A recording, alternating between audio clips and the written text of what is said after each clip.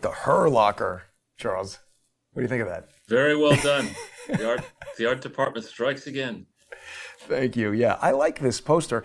I did see this Hurt Locker movie. I think it's about that guy who got run over by a snowplow. What's his name? Jeremy. I forget what his name is, but he plays a bomb technician, and he gets blown up, I'm pretty sure. But here in today's thumbnail, we've got Joe Biden, not as a bomb technician, but we're going to discuss today whether or not you feel Robert Hur and his testimony have put the hurt on dumb Joe, or if this is just going to be another nothing burger. Well, you see, I think the thing that stands out loud and clear is that folks in the Democrat Party and rhinos, Republicans in name only, in the Republican Party, have erected what it seems to be an impenetrable barrier for those of us who care about just minding our own business each week, generating more revenue than we have in expenses, putting money away for retirement and for whatever else we want to invest in, and staying away from these pompous fools who have one Chicken Little, sky is falling project after the next that they want to finance not with millions or billions, but with trillions or maybe hundreds of trillions, if AOC has her way, of crazy schemes that are nothing more than ways in which for these self-same people to enrich themselves and their families. And we need to take a big step back in thinking about the Hur testimony and lump it in with the approach that the government took with George W. Bush. Oh, I lost tens of thousands of emails relating to the Gulf War. They disappeared. Then Hillary Clinton, oh, I lost, all these emails that were on my secret server in my toilet bowl, clean toilet bowl environment up in Chappaqua in Washington, D.C. And now Biden gets to say, with the power of all these Pulitzer Prize winning pukes who defend him at every turn, from the get-go, it was, well, I knew nothing about my son's business. I never was involved in my son's business. It's outrageous on Mar-a-Lago that Trump kept the classified information. He shouldn't have been allowed to do that. When meanwhile, this guy from 1970 forward, sometime in 1970 forward, has been milking his years of public service to get all kinds of off-market deals for himself, for his son, probably for Beau, his dead Beau son, and his various other family members, his brothers, his in-laws, and the whole process is rigged. I mean, I think not only does it make sense at this stage to ignore the White House press briefing, because we know that's rubbish. I think it makes sense to ignore what goes on in Congress and the Senate, because that's rubbish too. I mean, they're not. The Republicans did not go into that battle as outraged as they should have been. They should not. They control the House. They should not allow these rules, which permit, whether it's 3 minutes or 5 minutes of questioning, and there's some asshole, like whether it's a righty or a lefty, gets to give a speech, put words in Hur's mouth. Hur then stammers to try to say something, and I take back my time. That should not be allowed. If you're going to summon somebody in to answer questions, if you're going to ask me to answer a question, I will answer the question because of my training in the first 30 to 45 seconds. And then if I feel like I need to elaborate, I could spend 2 hours doing that, given a chance, and I wouldn't do that in testimony in the House or the Senate. But the whole way in which this is run, somebody should have been pounding the table saying, now, hang on here. On this issue of exoneration, anybody who brings that word up again will not be allowed to have anything further to ask in this hearing, because the system of law in the United States of America is predicated on the fact that whether you're Adolf Hitler or Jeffrey Dahmer or Joe Biden, you are innocent in a criminal case until proven guilty in a court of law. You're innocent. And there's no process of exoneration. You're innocent to begin with. If the government doesn't prove you guilty, you remain innocent. And it's not incumbent upon anybody in the United States of America to exonerate him or herself. So that whole line of reasoning should have been stricken from the record. And instead, we should have gone back. The Republicans should have been able to see the transcript in advance of his testimony. They should have delayed the hearing until they had seen it. And now it's too late because everything's old news. But now the effort should be to go back and say, no, wait a minute. from the very beginning that we were able to find out anything about the Biden family criminal enterprise, which remember, the Post was shut down right before the election. Trump was shut down by the compliant, I forget who that, Leslie Stahl, I think it was, in the debates or in some interview, with this whole idea that the Biden family path to riches is corruption. Now we know from the transcript so far that Joe Biden is not even one of those bubblehead dolls he used to put in the back of a car. I mean, the guy's got nothing left between his ears. This man is not competent to run for president. No. He's not competent to run to work, the French fry machine at McDonald's. I mean, the guy he's fried. He's a liar. He's a grifter. His instincts are atrocious. Those of his handlers are worse. And that's the tone that we should be having here. Not, oh, well, this was an interesting hearing, and isn't this nice? And now let's focus on the general election. And no, the mainstream press, the deep state, the CIA, the FBI, the academia, and others are trying to push President Puddinghead across the line for now. Now, what I suspect they're really doing is they're just burning up the clock, hoping that at the convention they can put forward, whether it's Michelle or, God forbid, Hillary Clinton, somebody like that, in a very short window of, I think we looked at this before, Jason. I think their convention, I think, is in August, mid-August, maybe 20th of August or something like that. And the window for the FBI and others, the Department of Justice, to intercede in or to make progress in trials before the election, I think it ends around September 6th. So when is the convention? Well, I hate websites like this that don't events, host committee events. It doesn't say FAQs. When is this damn thing? I think it's in August. There you go. First question. Yeah, August 22nd. August 19th. It starts and it concludes August 22nd. Who can attend? All right, so August Charles? 22nd. Well, August 22nd, and then you go into Labor Day. I don't know when Labor Day is this year, but the last week of August, most families with kids don't give a shit about politics. They're trying like crazy to get ready for school. Yeah, Monday.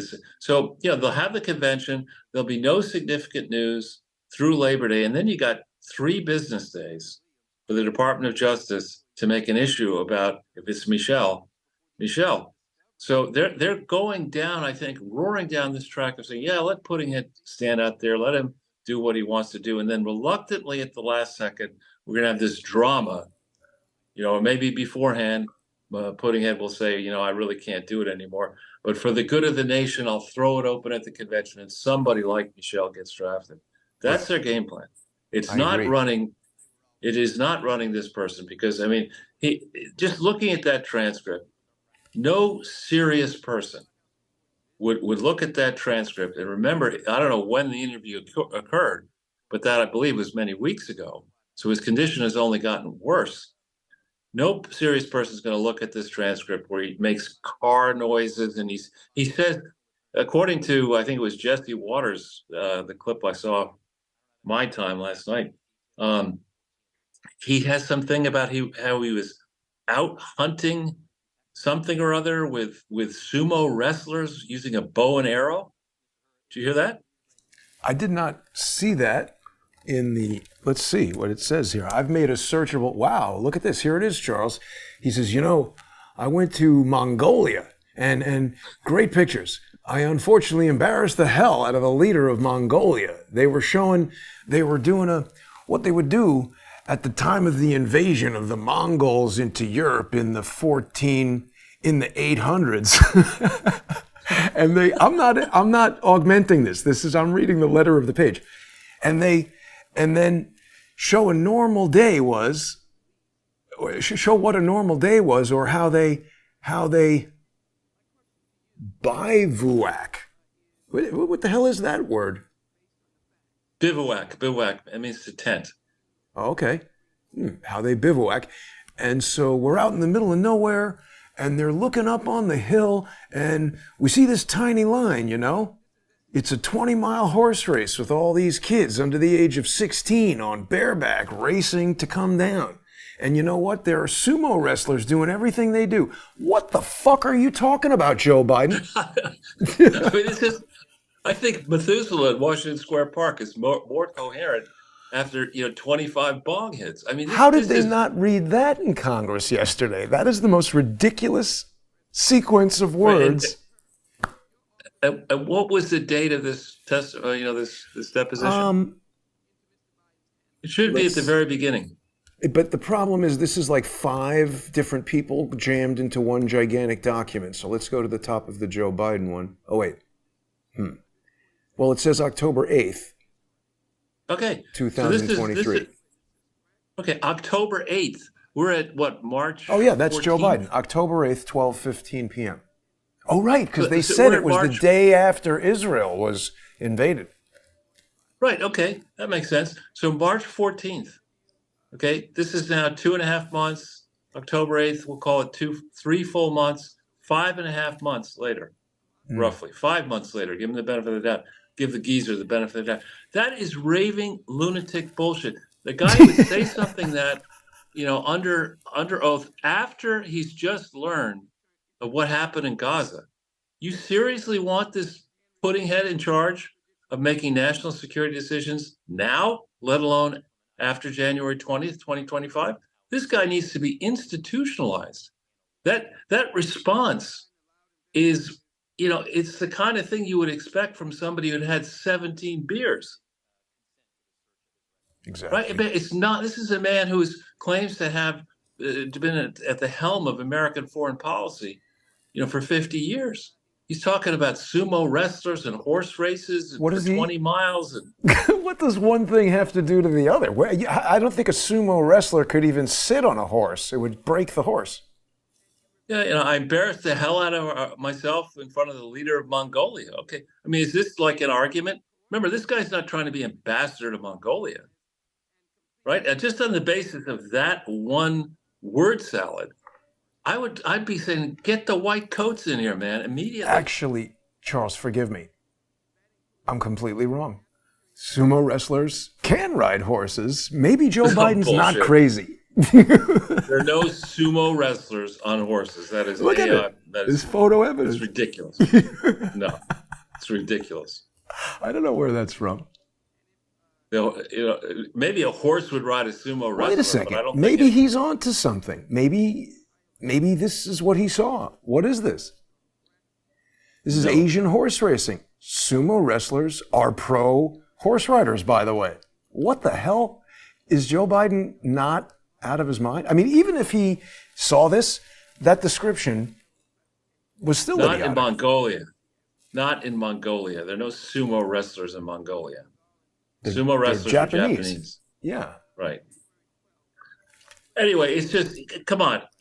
Imagine if Donald Trump gave that response. I mean, they're giving Trump shit because he can't remember, who's with him, or makes minor gaffes on different campaign speech events. Imagine if Donald Trump and, Cheryl Atkinson's whataboutism, if Donald Trump issued that response that Joe Biden did when he was president of the United States, in a moment where he needed to be presidential. He was supposed to be reacting to this Gaza thing, Gaza tragedy. This is the response out of a man who wants to be reelected as president? And you have all these knuckleheads, this coordinated defense of Joe Biden efforts. They were all saying, he's not like he's sitting on a park bench feeding pigeons. No, it's far worse than that. Yeah, that would be much better. That's what he's qualified for. Let me share something with you from this document, Charles, that was really abused in the hearing yesterday. And this is an example of the reason why they waited until the last minute to provide this document. And somebody brought it up. Maybe it was Darrell Issa, I don't remember. But one of the points of contention were that they were saying that Robert Hur was a jerk, according to the Democrats, because he brought up all this stuff about Beau Biden and you're a terrible guy. And yes, of course, Joe Biden can remember when his son died. And they spoke about, this particular passage right here in the transcript where let me just read this to you for a second because they cherry-picked this in the hearing. But what happens is Robert Hur is asking him about the book and all this stuff. So he says, so during this time when you were living at Chainbridge Road, and there were documents relating to the Penn Biden Center or the Biden Institute or the Cancer Moonshot or your book, and the book is called like Let Me Tell You, Dad, or something like that. So he's talking about this book. Hur is just talking about the book. He says, "Where did you keep the papers?" And he said, "Well, I don't know. This is what, 2017, 2018, that area?" "Yes, sir," says Robert Hur.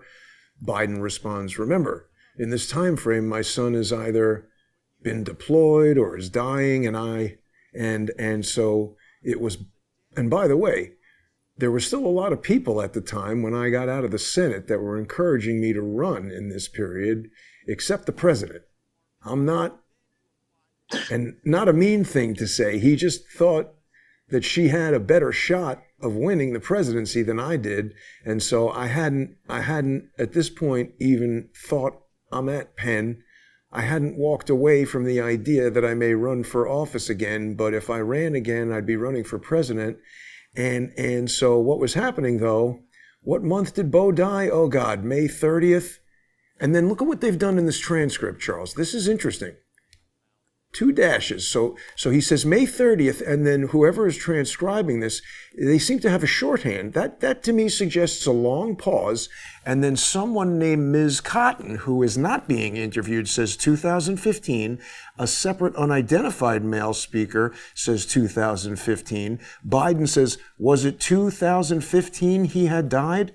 Unidentified male speaker says it was May of 2015, and Biden says it was 2015. And then Mr. Bauer, Bob Bauer is there. What the hell?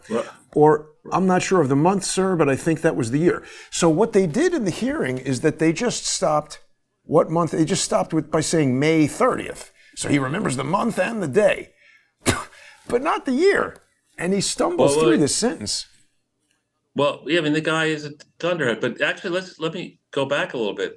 When you were living at Chainbridge Road, is that in Washington, D.C.? Rental house. Let's look it up. No, but the point that Biden was making all along is that he commuted from, his whole virtue signaling ethos is, when I was a senator, I commuted from Delaware every day down to Washington, D.C. Well, this is his vice president. I guess. No, is that the vice presidential residence is on Chainbridge Road? It looks like Chainbridge Road might be in Northern Virginia. Let's see. No, Chainbridge. The Chainbridge. The vice presidential residence is the Naval Observatory. It's right there in Washington, D.C. So Chainbridge Road is in McLean, Virginia. And that's the first I've heard of this address for Biden. Right. So have we searched that address? Did the FBI look into that address? What else did he have at that address? They did search it. They're talking about it in this document that they went. But did they really search it, is my point. I don't know. So here, the Northern Virginia home. This is it. It's pretty nice, Charles. I mean, I think it is. But again, so he had a house in Virginia and 2 in Delaware? This looks like a library or a school. It's a home. Yeah. Joe Biden might be looking to stick around. This standard, I mean, come on. The American people deserved to see this transcript back in October. And frankly, I'd go a step further. Democratic primary voters, Robert Kennedy, and many others deserved to see this transcript last year. Donors to the Democratic Party who wanted other than Joe Biden should be furious that this transcript has been withheld. Because this man is plainly incompetent or worse. He is dangerously incompetent. If you can't remember in 2024, 2023, when your own son died, you can't remember that. And you're talking about sumo wrestlers in Mongolia and horse races and all this kind of bullshit. I'd like to see that. Your brain is fucking scrambled. Yeah. And it is irresponsible to raise money, for Democrats to raise money to support the candidacy of this scrambled egg brain, about whom there are very serious, long-standing and legitimate questions about his honesty, his integrity, and who he actually serves. He clearly is not serving the interests of the American people. And yet he's deriving, he and his family, all this money from China, from Ukraine, from elsewhere that wasn't disclosed. Meanwhile, he's pounding the table about we have to pay our fair share of taxes, but his son, his brothers, his various relatives are taking, I think, bribes from foreign powers that have not been accurately disclosed, not paying their taxes on it. Hunter stands accused of tax evasion right now. I mean, this is a severely challenged man, and quite obviously, the machine behind the Bidens is not doing this to help Joe Biden and his family. It's doing all this to protect Barack Obama, which is why Bob Bauer was in that deposition, because it was Barack Obama who selected this moron to be vice president. They also spoke about Barack Dana Obama Remus alone. in the hearing, Charles, and actually James Comer. Yeah, you just reminded me. So James Comer was questioning her, and he said, "Oh, so Joe Biden's attorney, Dana Remus," and he said, "No, that was Obama's attorney."